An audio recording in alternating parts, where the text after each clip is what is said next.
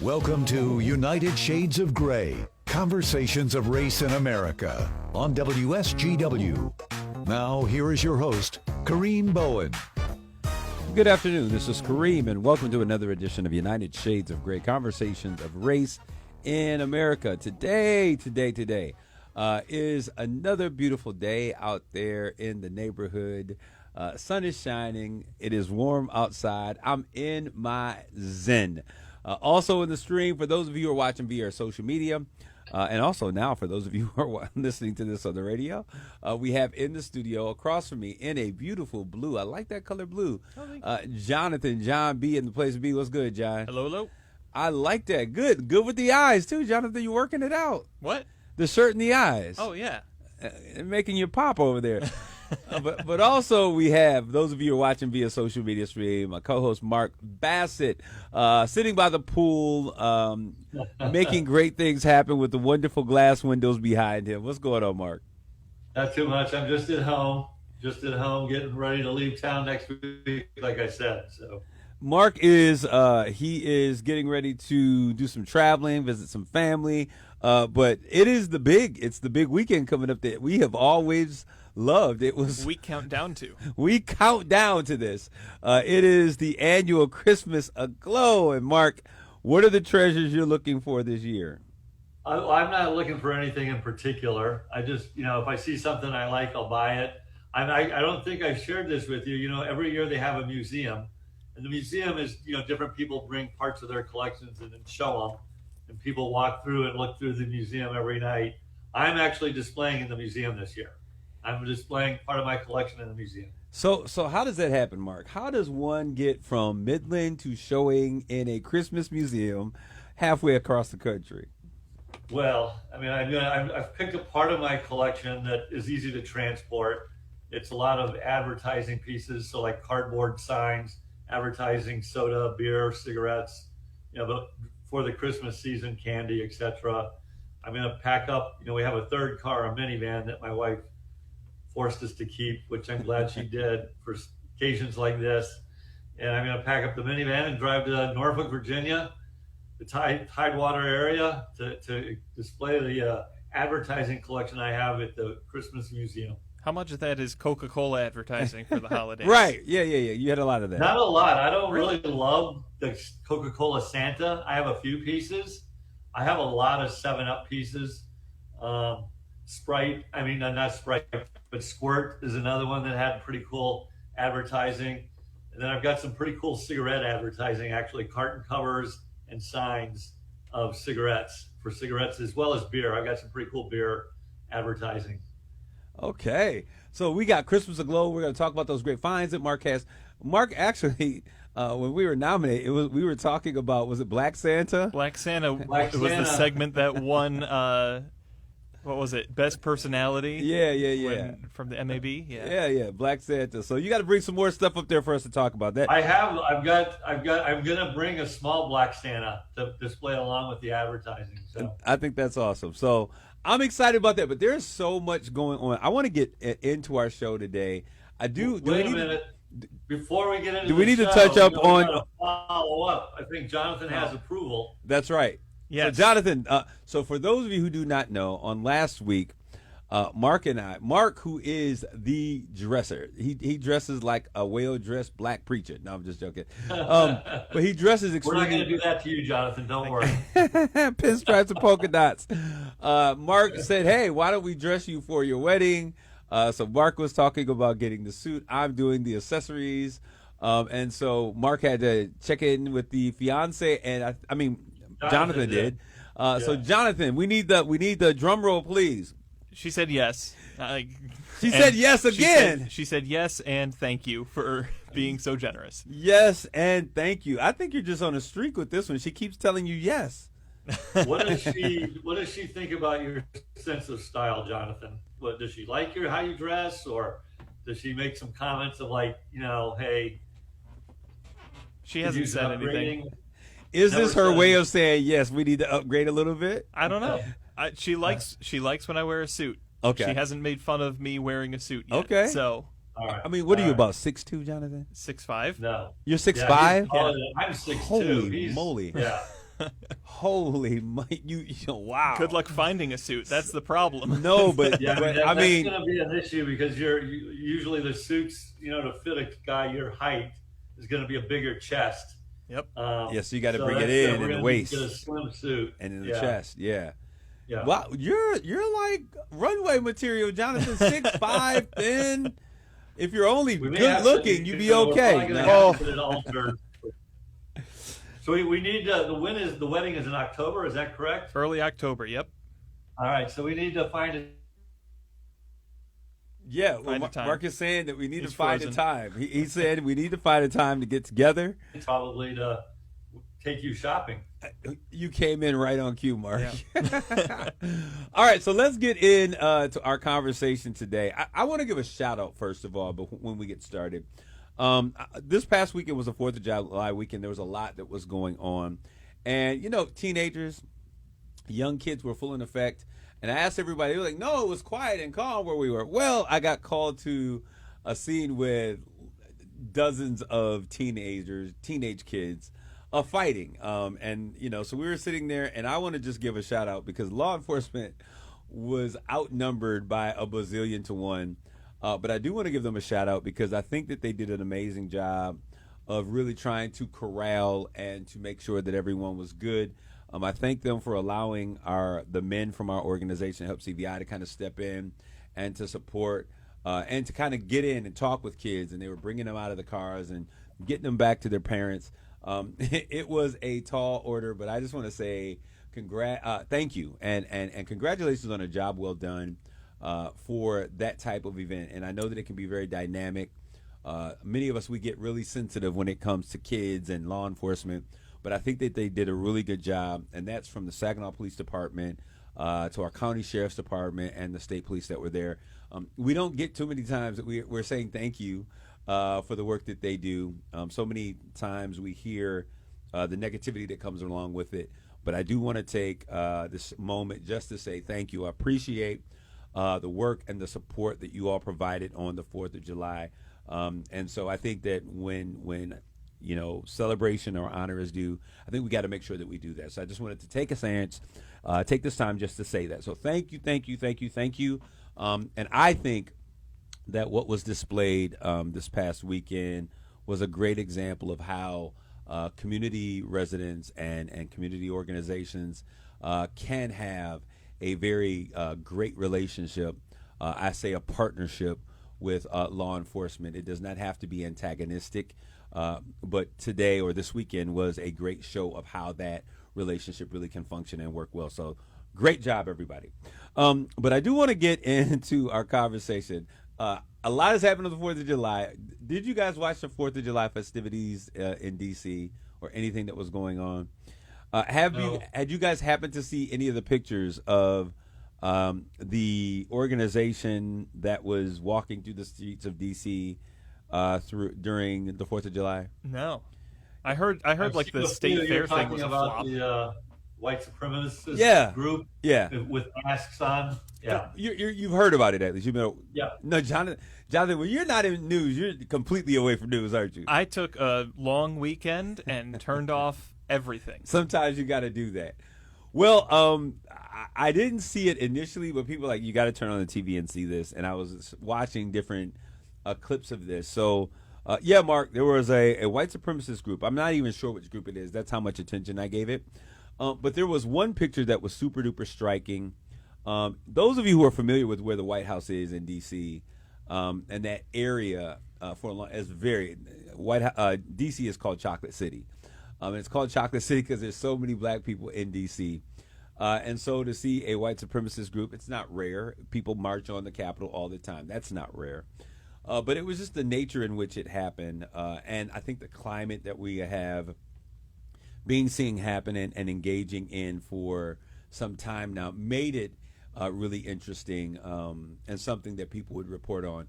The other thing that was interesting, I saw a picture of an African-American woman sitting on what would be, it wasn't a bus, I guess a sub. It was the Metro. A Metro. The subway. Did you see the picture, Mark? I did, yeah. Did you not think that was a very interesting and striking picture? Well, it was. I mean, I'm guessing describe she it? was sitting there. And Yeah, we're going to describe it after we talk about it. No, go ahead, Mark. He's describing it. I was just going to say, it looked like she had been sitting on the metro, and then they got on the metro at some other later stop and were just riding the metro to wherever they were going. But yeah, I mean, it was a striking image of this young black woman literally surrounded by all of these white supremacists with masks on. So yeah, and so the picture that you're talking about, and it was the way that she was looking like, I can't believe that you're getting on here, but I'm for this today. But it was just a striking moment for me as I thought about what was going on and I saw that image, to think that it was almost like a blast from the past that had resurfaced again in modern day time. Did you get a sense of that, Mark? Yeah. I mean, the difference though was they weren't. It looked like they were leaving her alone. They weren't harassing her. Absolutely. Which and 50, 70 years ago, they probably would be harassing her. But I do have a question. When we think about this, why do you think that this organization? I think it's kind of obvious, but I'll ask the question anyways. Why the masks? Back in the day, it was the hoods. Today, we see these organizations wearing masks. Why? I've got a theory on this. it's like, why does anyone wear a mask? I mean, I think people are afraid of everyone's going to identify who they are, and they're going to be subject to all sorts of things, from being fired to being harassed by people of different political views. So. Go ahead, Jonathan. I have a feeling that that's the excuse that gets put up a lot of the time. That, well, I don't want to be identified and get canceled just for expressing my political belief. But I would hope that at least in some of them, deep down, there's some shame, and they want to, and that's why. It's not I'm afraid of consequences. There's some shame for. I feel this way, and I'm embarrassed that I feel this way, Yeah. so I don't want people to. Yeah. What do you think about that, Mark? I have a hard time believing that, but maybe who knows? I'm not inside their head. I wouldn't do that sort of thing. I think they're more afraid of the consequence. My personal belief is they're afraid of the consequences that might fall on them by being identified. So, and I would have to agree, Mark, because I think that shame would keep you at home, but I think conviction would bring you there, would bring you out. I mean, I would imagine that they're coming from all over the country or wherever they're coming from. They're not all coming from a single place. So there has to be I think a sense of conviction that this is what I truly believe, for them to make a trip and to invest in getting there. I think that shame. I think that whenever you go against something that would be considered normal or a standard or the status quo, there is an element of fear and shame that may be attached. But in this particular, I think that that their sense of conviction and standing up for what they believe is greater than that fear. I think that that's the thing that pushes them beyond just sitting at home feeling that way and not having the conversation with neighbors, but would mobilize them to actually stand up, come out, and to do what they're doing. Mark, I tend to believe that those masks are representative of the fact that I don't want to have to deal with the backlash. I don't want everyone to know. So I think that that's where that connection to shame may be for you, Jonathan. I don't want other people to know that I'm out here doing this. Yeah. I don't want to own my words. Yeah, and it's a cowardly strength, I guess, if you could. Yeah. But I think that it's something that, for me, it's kind of like, wow. It's one of those moments that I often think like who is really behind the mask? Like, just say it already. I'm a person who believes that whatever you believe, you should believe it boldly. I say that for people of the LGBTQR plus community, QI plus community, that whoever you are, whatever you believe, own what you are. Just do what you do, right? So I don't have any respect, but it's interesting. It was a symbolism of support and 250 years of the United States. Go ahead. Maybe they were worried about COVID. That's why they were wearing the masks. That's probably what it was. From the people who have fought the mask mandate and fought the fact that COVID was real, now they realize that COVID is real, so they're wearing masks. it was real. But I want to get into today's conversation. Really, can a black man obtain justice in the justice system? And this is, I need y'all to understand that this is from a black man, by a black man, worded by a black man, presented to all of you that are out there with my two co-hosts who happen to be white men.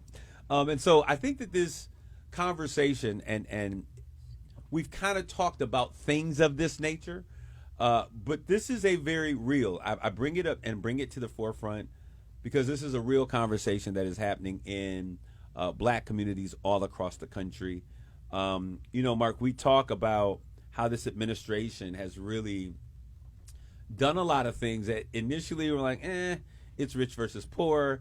We moved from there like, there are some things here that are clearly kind of pandering or moving toward that race basis of what's happening. But beyond that, we're no longer talking about this administration. I think that this administration has kind of offered up an opportunity for folks to feel emboldened in certain things that they do. How do you all feel about that statement, Mark? Well, I think there's no debating that. I don't think. I mean, the rhetoric people use in just normal discourse, the name calling, the belittling, the demonizing people of different views. It's all, a lot of things are okay now that weren't okay 10, 15 years ago. I want you to respond to Jonathan, but I'm going to come back to you, Mark, about a question that is tied to this. But you said something, this is probably a year or two ago, and I want to bring it back up, but go ahead. Emboldening, yes, but kind of leveling a playing field in a certain way. Whereas if people of a conservative bent were to voice some of those opinions, they'd be stoned in the public square, whereas people on the left could say those things. They could call names. They could poke and prod and cause problems like that because they had that pedestal to stand on. Whereas now it is, okay, conservatives are right there too, like it or not, and have many people been abusing that ability? Yeah, but I don't think we're in a position where one group has power over the other in the public square anymore. Okay, I want to make. I guess. Hello, Mark. One sec, because I want to make one correction to what Jonathan said. You can't use conservatives because I consider myself a conservative, and I know that Mark considers himself a conservative. Okay. Let me. Yeah. Conservative pundits, talkers, voices that are out there, especially in the media square, if they were to say something that the left considered crossing a line, then they would get ridiculed. They'd get all the crap thrown their way that they could. That's no longer the case. They're able to say those things. Now, when you say those things, what are we saying? What do you mean? Give me an example. Criticizing policy in a way and criticizing people in a way that, honestly, if you go after somebody who is a public figure, you should be allowed to do that. Before you went after a public figure on the left, you got hammered. Whereas now, what do you mean? You're Can emboldened. I ask a clarifying question, Jonathan? What do you mean by going after? I mean, I have no issue criticizing or disagreeing with a policy position or an opinion, but when you start to ridicule people and name call people, saying someone's unqualified to be in their position is a perfectly legitimate thing to say. I think that's always happened, though. It's happened, but not without repercussions. Yeah, I guess I don't see that, I guess. Wonk. Give us a better example, Jonathan. We're trying to give you this. Charlie Kirk said Ketanji Brown Jackson didn't deserve her position. Okay. In more words than that, with more nuance than that. And that's the bit that was taken out, and he was dragged through the mud for it when there was a liberal bent to public discourse. Okay. That's gone. People can say that kind of thing now without getting dragged through the mud. Okay. So they're still going to be dragged through the mud. It's just okay, but they are through the mud. But the question was, are people emboldened to say these things now? The answer is yes. It just places them on a level playing field. Whereas you could go after Republican leaders all day and say that person's an idiot. Why are they in any position of power? Okay, so you could. Okay, I'm sorry. Go ahead. Go ahead. Okay, so my thing is the example that you gave about the remarks by Charlie Kirk it wasn't the fact that Charlie Kirk said them solely, but it's the fact that he said the remarks that she was unqualified about the most qualified individual on the Supreme Court, Justice Roberts included. And so when you look at where they were and you look at who she was and the statements that he had made in combination of other statements that have been framed by Charlie, it was problematic. And the outrage wasn't just because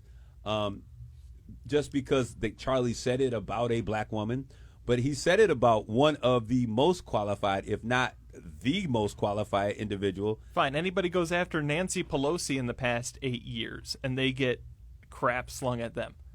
I guess I look at it like this sounds a little bit like the argument, like, well, they were doing it, so it's okay, we can do it now. No, the I question just was... don't believe anybody should be doing it. I just don't believe anybody should be doing it. I think everybody should be doing it. You think everybody should be doing what? we should be questioning our lawmakers and public figures and putting them under a microscope 24/7. I think the question becomes is how do you go about doing it, and what are you going after?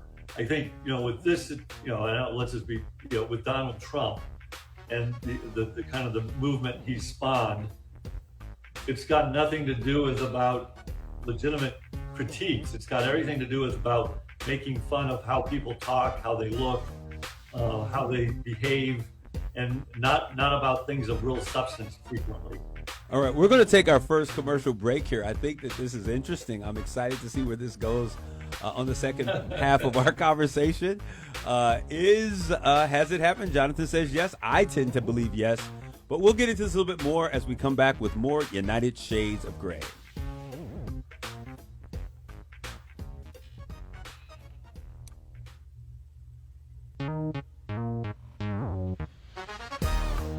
You're listening to United Shades of Gray on WSGW.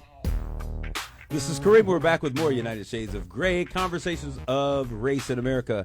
And today, we have already begun a very spirited conversation, which I absolutely love. I think that this is good for everybody to hear these conversations as we show people that you can have a spirited conversation and think and view things differently and yet come to the table and continue to be friends, continue to interact. And to live to have another conversation. So today we are coming, and our conversation is lending toward can a black man obtain justice in the justice system? And I wanted to talk about this because there's been so many things as of late that have kind of come down to that black-white thing.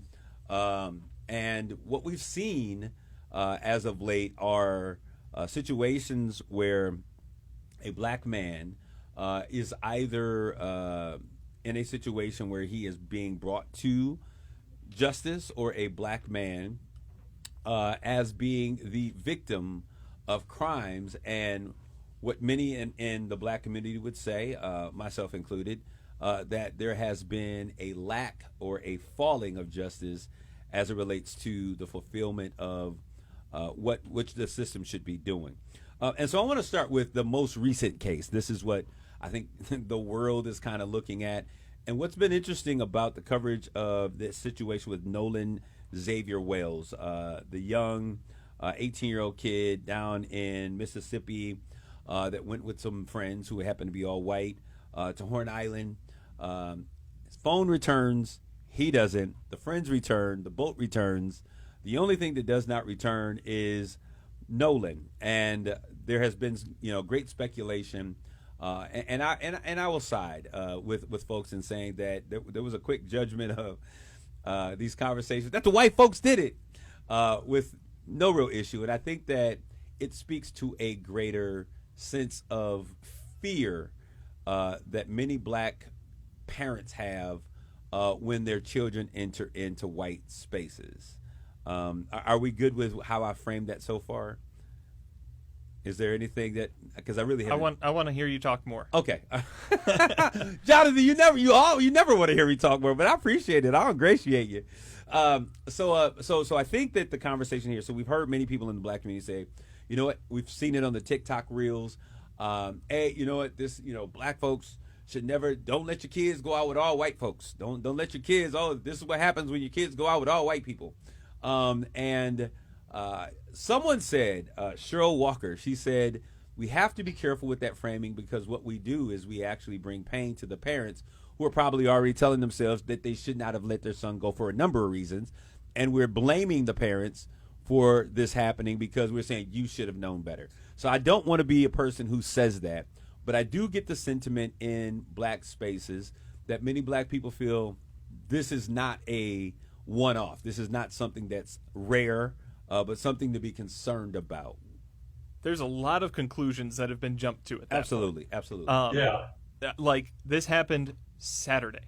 Yeah. Last Saturday, as people are hearing this on the radio. Yep. As of the time of recording, there hasn't been a positive ID made on the body quite yet. I would be shocked if it wasn't. Well, I think the mother young or man. a family member said that it was him. Okay. Yeah. So up to now, and that was just something that just recently happened, but you're right. So this is so very early Right. in any kind of investigation. But it is suspicious. It's very suspicious, and I'll agree that the people that were on that island need to be looked at very closely. Why'd they come back without him? Yeah, Like- and that's Mark. Does that lend to weird behavior to you as well? Well, of course. I mean, I this is the first time I'm hearing about this story. I haven't heard this story at all. So they went on the island and they came back without him and didn't say anything. Yeah, That's his what phone. happened. Yeah, pretty much. His phone was in the boat. They found his phone in the boat, but he never came back. And yeah, I mean, so and they didn't call the police. They didn't. I mean, it's obviously very, very suspicious. Well, and for the point of bringing some clarity, some of the reports, I guess, as the judge or whomever is talking, were saying that he told his friends that he was going to stay on the island. So that is the reason why they were not like, oh my gosh, Nolan isn't here. Okay. And so if that being the case, you go ahead and say, I'm still like, bro, you came with us, you're leaving with us. I don't let people do that when we go places. But I'm going to say this, and for all my folks, go ahead. Can I? Absolutely. It's also, from my experience anyway, and from what I've seen, a stretch to say, well, of course, that's what happens when black people go out with white people. Like, that's a big stretch to extrapolate that to some big trend. Well, if you put things in alignment, there's another story, and I say this as to why I think the sentiment is growing in that way. There's another story, and I don't know if you guys have paid attention, and I don't know the young lady's name at the moment, where this black woman was dating a white guy who's her fiance. They were in Africa somewhere on a trip, and he came home, and he told his family that she died, and there was no other response. He came home, she didn't come home, and he was like, I don't know what happened. And then they find videos of them having this major altercation from the cameras inside the place, and now there's a revelation that he pretty much is the most logical suspect. And so I guess I don't look at that story as a black-white story. I look at that as spouses disappear. and I get that, but when I saw that story, my sentiments were very similar. And I say this because growing up, and this is how I think why there is a really big difference when I talk about how the lessons that black parents have to teach their kids in America that white families never have conversations about.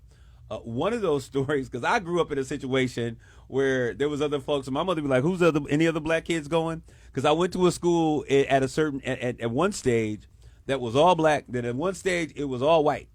And my parents like, who are the other black kids? Is Toya going down the road? Is Brian going down?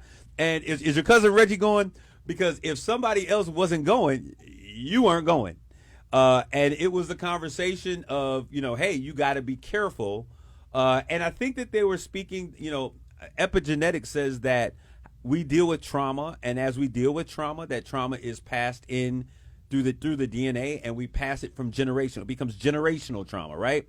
And so I think because of the situations, and we can go all the way back to Emmett Till to talk about these stories of how black men don't return home after showing up in all white spaces. It's a conversation that white America never has to deal with. But it is one that as a young black man, my family, and I say my family because of my grandmother, my aunts and uncles, my mom, these were conversations. You got to be careful. Don't be going out there, especially when it was going boat. Don't be getting on the boats with the white people. And I'll say this: my cousin Marlo Prescott. You can Google this. We got a call that he was in a boating accident, and this is like 1987 or something like that, 1983, I don't know. And he drowned. And the only thing that we knew is that he had a white girlfriend, he went with his white friends to go swimming, and he ended up dead. Our first conversation, like, oh my God, what did they do to him? Because there is a fear that exists, very real, that when black kids go into predominantly white spaces, sometimes they don't return home safely.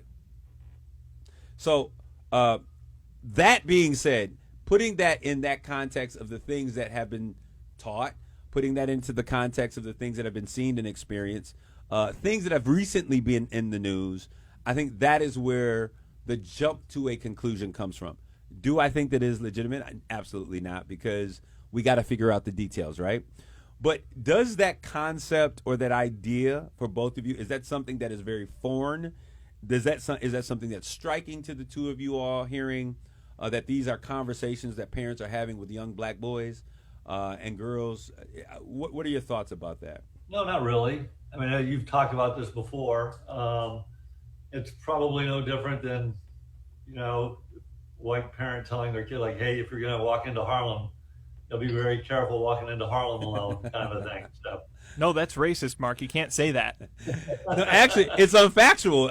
Is what I would say, because it's unfactual. The statistics will tell you that white folks are safer in black spaces than black people are in some situations. That doesn't dissuade. That doesn't. No, I get it. I get change it. the I get your point. conversation. I get your point. Yeah. No, I get your point. What about you, Jonathan? That's kind of where I was at. Okay. It's similar to that, and I think both of them have equally shaky grounding. You know what I mean? I think both of them are as illegitimate as each other in terms of the worries. So you think don't drive through that part of town. Don't, I think that that's a fear that statistics don't support. Black men showing up unalived after being in spaces that are all white it has some support in terms of historical premise and factors. White people getting robbed in black neighborhoods has support. But it has greater support? White people being robbed by white people and black people being robbed by black people. I think that what's that? Okay. Well, yeah, for sure. And black people being killed by black people, and white people being killed by white people. Yeah, no. What I'm saying is, I think that when you look at the stats, that's what happens now. What I am saying is to think, and for you all, it's kind of saying like things are even now. And I'm not even trying to point fingers at people, but what I'm saying is that's not what we're saying. Hold on. That's not what I'm saying. Let me clarify what I'm saying. Yeah. Okay. Yeah. What I am saying is there is a history that is supported by factual data that we cannot erase from this nation. That's for sure. Black people have disappeared, not only from public spaces, but folks have come into their homes, taken them out, and they've never been seen again. And that's what I'm saying is entrenched in the understanding as to why people say what they've said. And here's where I agree with your analysis, is where you say that trauma gets passed down. Absolutely. That isn't the world we live in anymore necessarily. That's an imprint left over in many ways that is, you need to be careful because of this history. Jonathan, are you oblivious to the fact that... So you think that's happening? I think it happens today. And if you read... You're a news person, right? Okay. Are you aware of the fact that there have been, like, especially since 2020, there have been black people showing up lynched, hanging in public spaces? One of the last individuals, and I do not remember his name at the time, was lynched with his was hung. I have to use the word. He was hung with his hands behind his back. So, and it wasn't just one. There was a series. These things have been happening. So what I'm saying is that, yes, it is a fear that passes down through generations. And we do pass down things and cause our children to have fears in situations that we shouldn't be. I'll say that because my grandmother passed down her fear of snakes to every person in the family, right? So it does happen. But what I am saying is that there are continual reports of instances that arise where black people show up missing or black people have been hanging in trees especially, now this is what I'm going to say, and this is where the story gets really, especially in states like Mississippi, especially in states like Missouri and Arkansas, those places where, as we looked at freedoms that were being passed forward, they still have sundown towns in those states. You guys understand what I mean by sundown towns, right? I would assume it means you better be inside by sundown. Absolutely. These are cities where I was just Googling it because I was just curious as What's you that? were talking. The last lynching in the U.S. was 1981. the last lynching that was classified as a lynching. Right. But Right. black And then people, there is some debate that there was another one in 1998. yeah. So these are things that are classified. These are things that are classified as lynching, and that's why I made the distinction before when I said lynching. I corrected myself and I said I need to use the word hanging because he Okay. was hung in a space after having an altercation with someone, a white gentleman, with his arms behind his back. So that was not classified as a lynching. Got it. So I guess if we were to look at the world through rosy lens, which I am not afforded that opportunity all of the time, or others individuals who look like myself, then we might say that it was not a lynching. And so this is a part of what I think is important. But I want to get back to this particular situation. And the Nolan case is just interesting. I think that we all find that there are details and situations here that are very interesting. And I think that until details come out, we can't make a definitive decision. Am I ready to say that it's racist? No, I'm not. Are my spidey senses going up saying, this is a black man on a boat, which is where they always told us, don't be getting in no boats with the white folks. This is a black man on a boat with a group of white friends who has shown up unalived. There's suspicion. Can I say that it's racist? I don't know what's happened. So I think a jump, as you were saying, Jonathan, to say that this is a racist situation is a jump. Yeah, I mean, I think we have to be careful that any time a black person gets killed by a person of another race, that it's racially motivated versus something else. And I don't think that that's the case. I agree with you, Mark. I think that we have to be aware of that. But I think that there are some things white people struggle to understand what racism is through the lens of Black America, and I think that it's important for us to take a look at a step back to say if it quacks like a duck and it walks like a duck, then chances are it's a duck. But I will agree with you. We have to be very careful. I don't like to say that things are racist. I really don't. I don't even like to talk about racism. But unfortunately, it is a piece of how we live today. I want to move to this next story because I know that this is another situation which is very controversial. And it was the Carmelo Anthony. And Mark, you probably have no idea. Not Carmelo Anthony, the basketball player. When I first saw the headline, I was like, what did Carmelo Anthony do again? He's in trouble again? I thought he turned his life around. So Yeah, so no. Carmelo's out there doing Carmelo, and I think his son is playing ball as well. But this is a younger man, another teen that was at a Texas track meet. He goes in, the rain starts coming down. He goes into the opponent's track meets tent, sitting in the tent. Don't know if he knew somebody, can't remember what those details were. But there's an altercation that takes place. They told him, you need to get out of here. And they tell him to leave. So I guess they try to forcibly remove him or whatever. The guy, the black kid, stabs the other kid with a knife that he had in his backpack. You see him running from a video from the tent. He falls down. He then is sentenced to 35 years in prison. Now, so have you heard anything about that, Mark?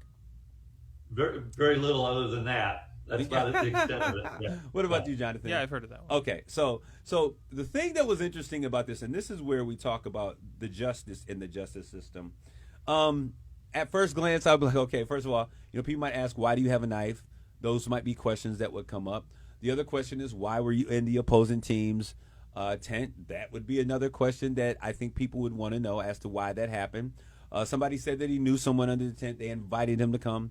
The next thing becomes where the altercation takes place, and neither of us were there. There are people that were there, and the people outside the tent say, "Hey, this is what took place. We didn't really see anything." People inside the tent said that he was very aggressive, a term which is often used to define black men when we are upset or we feel a particular way about something. But anyways, so this white kid ends up dead, and the black kid is the person who stabbed him. I don't think anyone had any issue with that. I think the issue becomes, where do we enter into this place, and when does stand your ground or protect yourself? Is there a difference in where that shows up for black men versus is there a difference when that shows up for white men?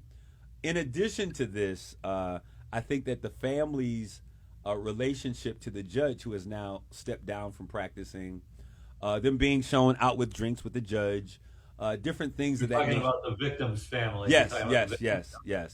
And so those types of things Well, that's a became problem. He probably should have recused himself from the trial. So that would be a part of what people would say. So some might say, hey, this was really about bad judgment and bad morality, and the judge should have recused himself, as you said, Mark. Others would say there was a desire to frame this and to get a conviction, and because of that, it turned out the way that it did. What are your thoughts about that?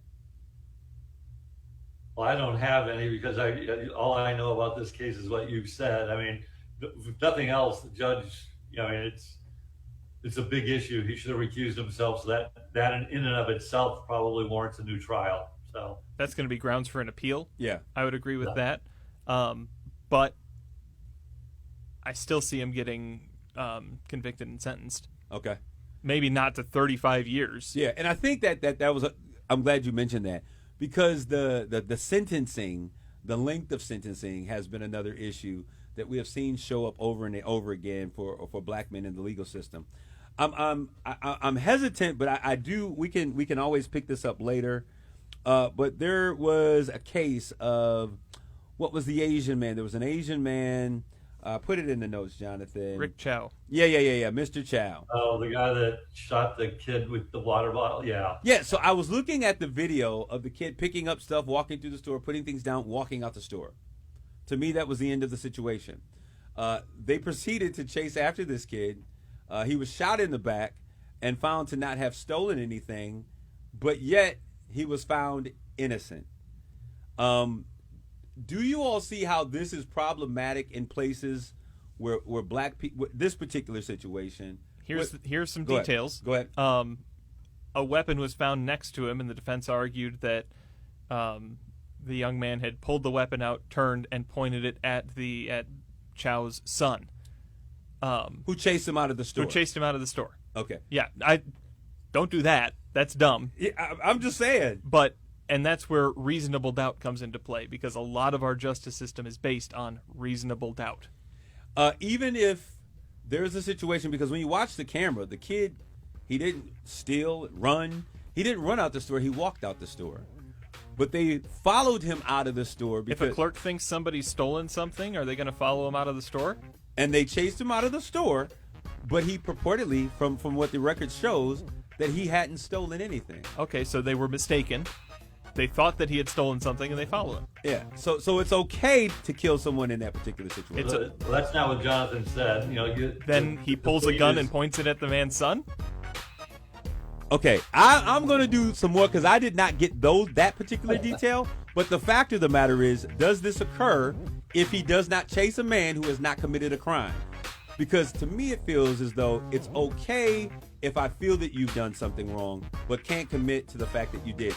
Unfortunately, this is the end of it. We're going to pick it up next week. God bless you all. Grace and peace.